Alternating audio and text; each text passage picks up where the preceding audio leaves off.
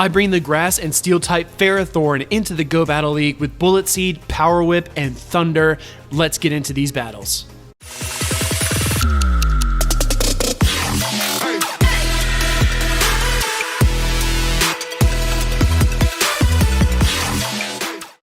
Our team for this set is Ferrothorn in the lead with the Azumarill and Purified Sableye with Return in the back. In this lead situation, we do see our Ferrothorn encountering Azumarill. I do catch a couple of Azumarill leads in this set, and it's really nice because those Ice Beams are just going to be neutral, whereas they'd be super effective against something like a Venusaur or a Meganium. My opponent swaps here into Altaria, and I go right into Azumarill, as we are all very familiar with this matchup. Azumarill is a very hard check to Altaria. Just need to land an Ice Beam and then do a few bubbles. At this point, I'm going to overfarm, and I know we don't talk a whole lot on the channel about maximum energy, but every Pokemon has the ability to carry 100 energy, and Bubble is going to generate 11 energy per turn. Each move is a little bit different, but Bubble is actually really good. That means that once you fire off 9 bubbles, you are at maximum energy, and any additional bubbles are not really going to help you that much. They're not going to help you to gain more than 100 energy. So we're going to go ahead and bubble down the Altaria. Everything looking really, really solid for us right now, and we've got a ton of energy loaded.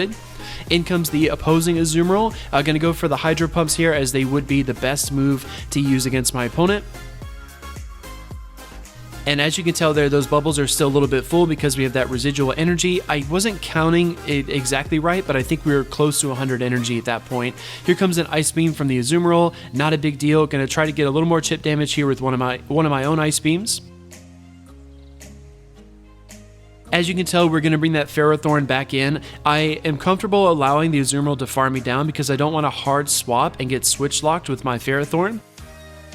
Again, these attacks are going to be neutral, so they won't do a whole lot of damage. That Ice Beam does land, take a little chunk out of us, and out comes my opponent's Registeel. A lot of trainers don't know this matchup, but Sableye actually wins the 2v2 shields against Registeel. I think it survives with like 17 HP or something like that. You tank 1 Flash Cannon and shield 2, and just the overall damage output of those Shadow Claws plus your foul plays are going to just whittle down this Registeel over time.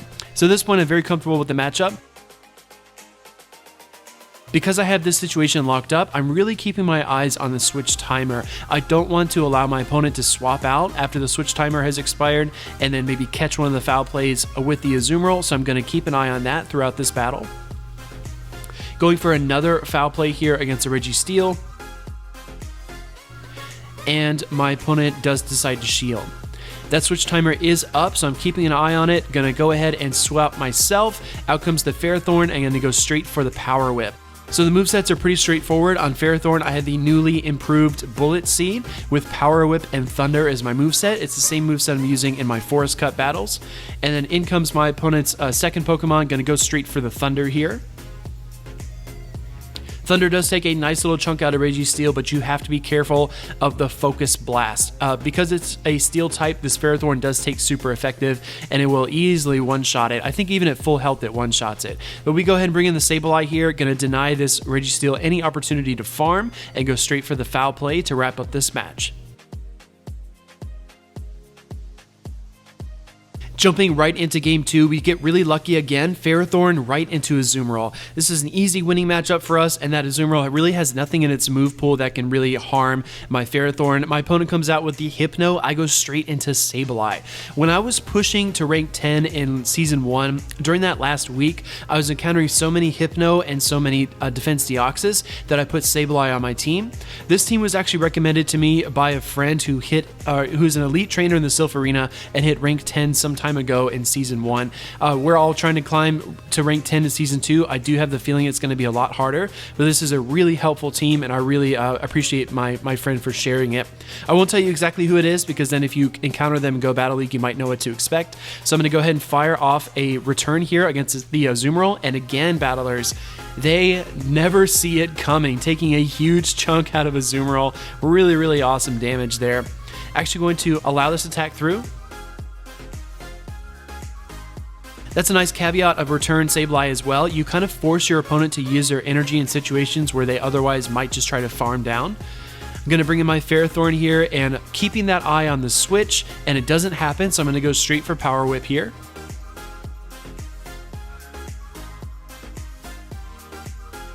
My opponent does decide to shield, which is really interesting. Still no reason for me to shield my Ferrothorn here.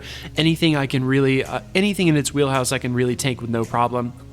Gonna work up to another Power Whip here, and my opponent is sticking in it, so I'm gonna fire off another attack and just put some additional pressure on Azumarill. Now, being a grass and steel type, you might think, oh, Ferrothorn is going to be extremely weak to fire, and that is very, very true. Alola Marowak is Ferrothorn's worst nightmare. Going to go ahead and swap here into my Azumarill to catch this charge attack. I don't know that this was completely necessary, but I'm going to try to get off an Ice Beam here and then close things out with Ferrothorn. My opponent does win the CMP tie. Galvantula's attack stat is ridiculous, just like Haunter. It's going to win most of the CMP ties, so there are a lot of advantages to running it. It's really similar to Alolan Raichu in that way, very high attack stat for all three of those Pokemon. But sorry, as I was mentioning about the fire types, I'm not seeing that many fire types in the Go Battle League. I feel like Alola Marowak is probably the best one. Some trainers that are really brave have tried to run Charizard, but it's just so squishy and it's so difficult to use. And with the prevalence of a lot of water types and electric types, it's really hard to run something like Charizard. Gonna go ahead and fire off another Power Whip here, and my opponent's actually gonna try to take Ferrothorn to the limit here with these Volt Switches, but we were able to reach one more Power Whip, and this is gonna wrap up this match.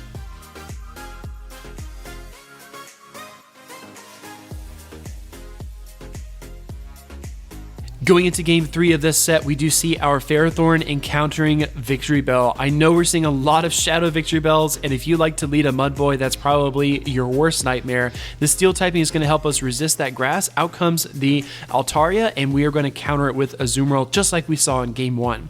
I really like this team. It does really well. I will say it does struggle against a Registeel lead, which you're going to see. I think that is the only game that we lose in this set. This is a 4-1 set, and I know you guys like the 5-0s, the clean sweeps, but I have gotten a lot of comments, people saying that they learn more from the losses as well, so I try to include at least one loss in these videos. I'm going to try to do a Meganium video pretty soon and give you some tips on how to run that, and that's going to have a few battles in it, more than just the 5, so it will be a faster video, as I'm sure you're all accustomed to on the Speedy channel.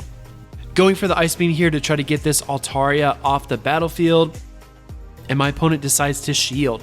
Anytime your opponent shields an Altaria against an Azumarill, it's really, really tricky. They definitely want to save it for later. I bring in my Ferrothorn here and I actually make a mistake. This is a Lapras and I go for Thunder. Power Whip is actually the better move here. Even though it's a lower energy cost, it's going to be super effective against this Lapras, and I'm going to go ahead and fire up this Power Whip here. I think the damage output is only maybe 5 or 6 points different, but it is important to kind of know those matchups for the really close games when you're just, you know, playing in the moment and you got to know that very second what move is going to do the most damage, and Power Whip is definitely the way to go against Lapras if you decide to run something like this team. Steel typing is going to help us resist those Dragon Breaths a little bit, but not enough to hang on for the Thunder. Not a huge deal. Going to go ahead and bring in a Azumarill here.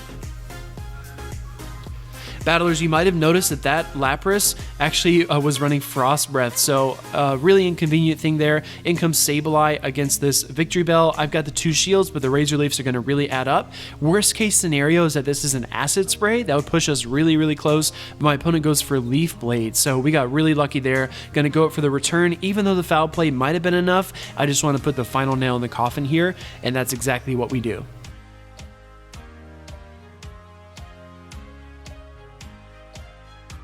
Jumping into game 4, Ferrothorn into the big bad Registeel. This is not one I want to see. Sableye is my safe swap in this situation. We do encounter some lag there. Go Battle lag really showing its face right when we get a bad lead. Go Battle lag has to kind of kick us while we're down, but that's how it always goes, right?